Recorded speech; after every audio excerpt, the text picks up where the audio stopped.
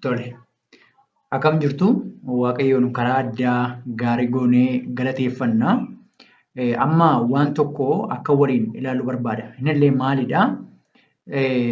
Yeroo baay'ee namoonni tokkoffaa Yohaannis boqonnaa 5:7 ragaa godhanii dhiyeessu. Tokkoffaa Yohaannis boqonnaa 5:7 ragaa sadan tokkummaa godhaniitu dhiyeessu. Amma isarraa adda baasuudhaaf wangeelarra orijinaalii jalqabaarra jira kan jedhu ilaaluudhaaf gara macaafa qulqulluu dhaqna. Macaafa kan inni irra jiru tokko Yohaannis 5:7 irratti maal jedhaa? Mee ani sa'aatii kana macaafa qulqulluudhaan fayyadamu Blue Letter Bible jedhama. Blue Letter Bible appilikeeshiniidhaan illee jira. Warroonni barbaada appilikeeshinii buufachuu dandeessu. Garuu weebsaayitii isaan fayyadama. Amma weebsaayitii fayyadama. Macaafa baay'ee bareedaadha. Mee an search godhee isin agarsiisa. Blue Letter Bible kanadha. Mee ani search godhaa sana booda mee achirraatu macaafni kuni Giriikii irraa macaafa tokko moofaa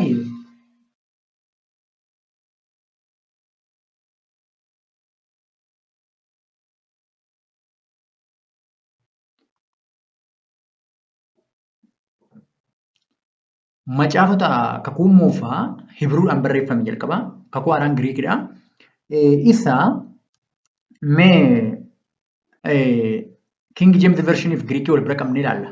Giriikii argachuu dandeenya. Giriikii gara afaan Ingiliffaatti hiiknee hubachuu dandeenya. Tokkoffaa Yohaannis boqonnaa 5:7 irra kan jiru jechaadha. Namoonni yeroo baay'ee heertuu sana fayyadamaniitu maal jedhu sadan tokkummaa deeggaruudhaaf itti dhimma bahu. Sadan tokkummaa deeggaruudhaaf itti dhimma bahu. Ragaa sadan tokkummaadhaa jedhaniitu yeroo baay'ee namoonni itti dhimma bahu. Achirratti maal jedhaa? Yooma afaan Giriikiin hubannu ta'ellee Waaqayyoo mala ittiin dhugaa jiru adda baafannee hubachuu dandeenyu Waaqayyoo tooftaa nuuf kenneera. Galanni Waaqaaf haa ta'u. Tokkoffaa Yohaannis 5:7 irratti maal jedhaa? Kunoodha. For there are three that bear record in heaven, the Father, the Word, and the Holy Ghost, and these three are one jedha. Waaqarratti kan dhugaa ba'anu sadiidha yookiin samiirratti jechaadha. Abbaa, Sagalee, Hafuura Qulqulluu isaan kun sadanuus tokko jedha. Tokkoffaa Yohaannis 5:7 irra jira. Baay'ee gaariidha. Mee kun orijinaalii Giriikii irra jira kan jedhu waliin ilaalla. Namoonni kana fayyadamtan isteeppii isaa na hordofaa sirriitti na hordofaa bira garuu dandeessu ofii keessanillee. Kanaaf obboloota koo mee argachuudhaaf kana maal goonaa? Kunoo as tuulsi kan jedhu jira. Tuulsi kan jedhu kunoo as jira. Tuulsi karaa interliinii irratti kilik goona. Okeenne sana booda interliinii irratti okee jennu maal fidaa? Kunoo Giriikiin kuni King James Versioniin akkuma jirutti yommuu Giriikiitti hiikamuu jechaadha. King James Versioniin akkuma jirutti yommuu Giriikiitti hiikamuu jechuudha. Garuu Giriikii jalqabaa argachuudhaaf eessa jira? Gara dhumaarra jira. Dhumarra jira. Kunoo ishee kana jechaadha. Kun Giriikii ishee jalqabaadha.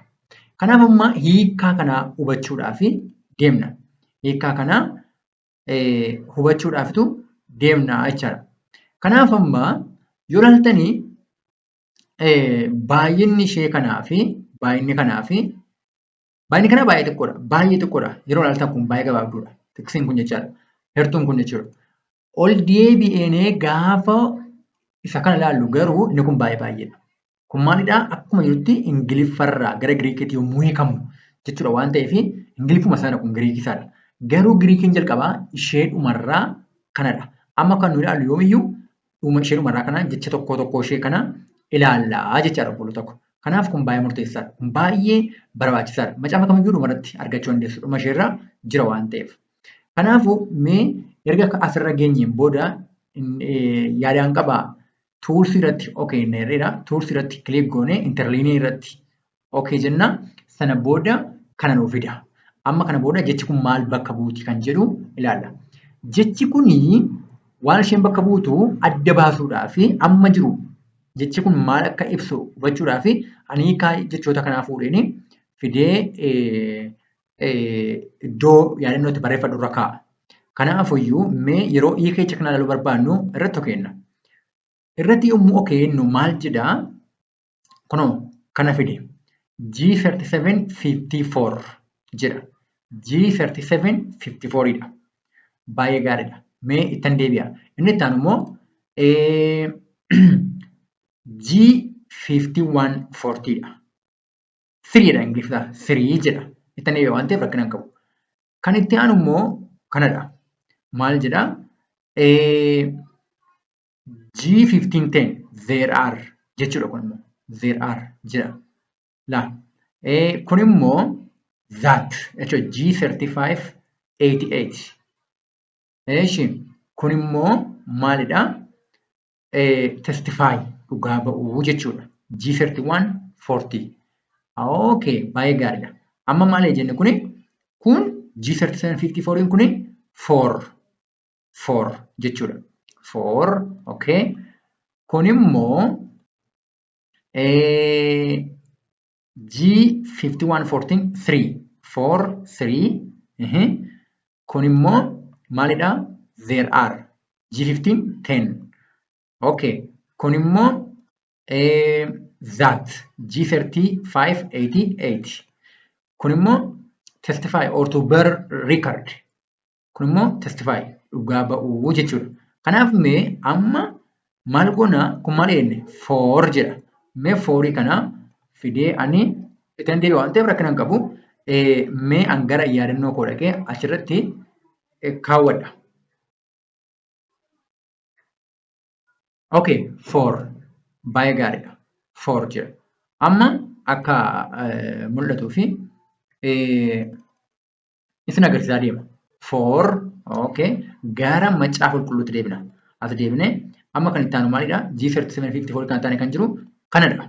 Kun immoo maal? G5140 maalidhaa? 3. Kan amma fideellee iddoo ammaatti dabaladha. As kaa'a. Okay, for 3 jenneerra. Amma itti aanee kan jiru kanadha. Maalidhaa? G1510 maalidhaa? There are. Fidee ammallee as kaawwadha. Akkaatti Giriik irraa hiikaa jirrudha. Ingiliffatte jechaadha. Baay'ee gaariidha. Itti aanee kanadha. Kun maalidha? That jedha. Kanallee fidee as kaawwadha. Okay. Ammallee as dhufee that. Okay. Itti aanee kan jiru kanadha. G3140 testify maalidhaa? Dhugaa ba'uu jechaadha. Yookiin dhuga ba'umsa jechaadha. Kunoo as kaawwadha. Okay. Baay'ee gaariidha.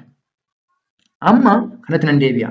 Amma jechoota kana hiika isaanii gadi fageenyaan ilaaluu yoo barbaanne asirratti kilik goona. Sana booda G3754 kana irratti okeenya. Irratti yommuu kilik goonu macaafa qulqulluu keessatti iddoo garaagaraatti itti dhimma ba'ama. Macaafa qulqulluu keessatti iddoo garaagaraatti itti dhimma ba'ama. Amma maalidha hiikni isaa? Mee maal jedhamee dubbifamaa kan jedhu dhaggeeffannu. Strong's G 3754 Hati. Maal jedhama? Hati jedhama jechaadha.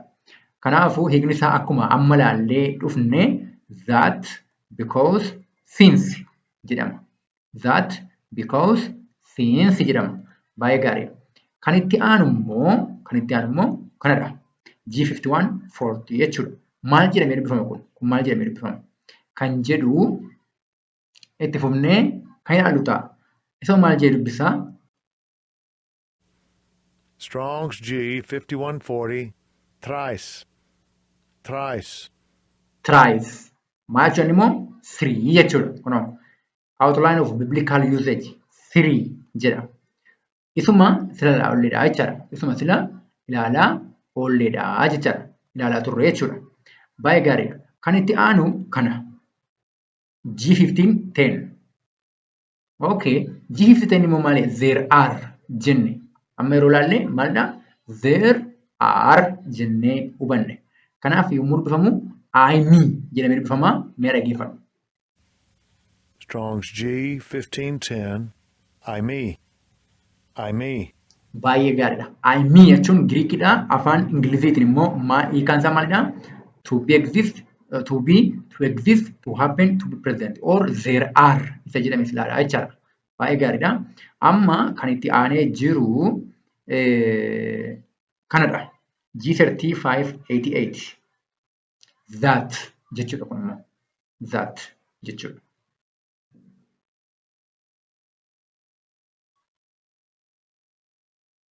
Okay.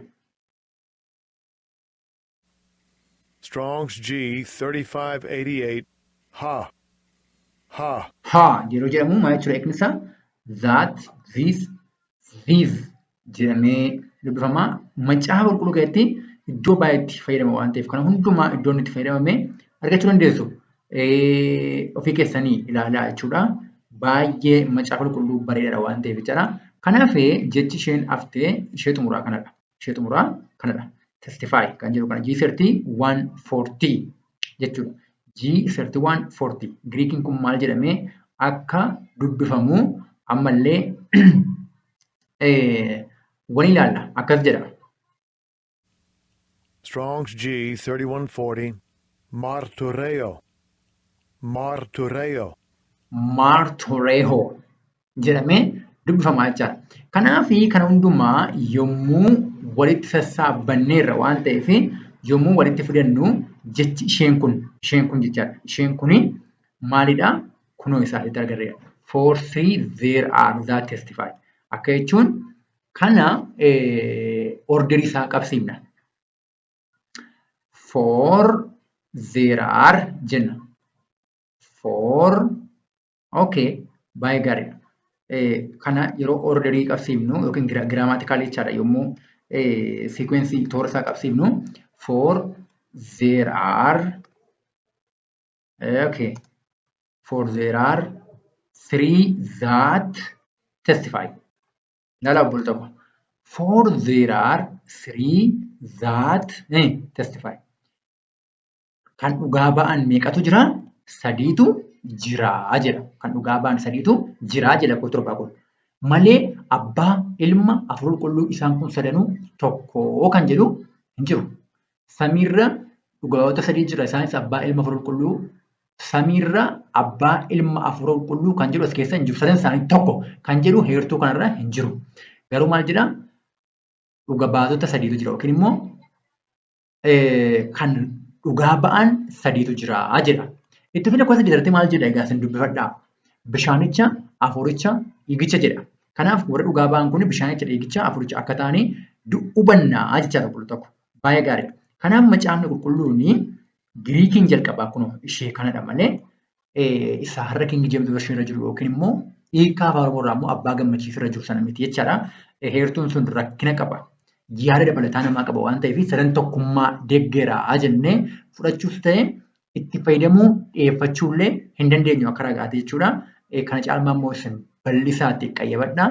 Waaqayyo hunduma keessanuu isin eebbisu eebbifamaa.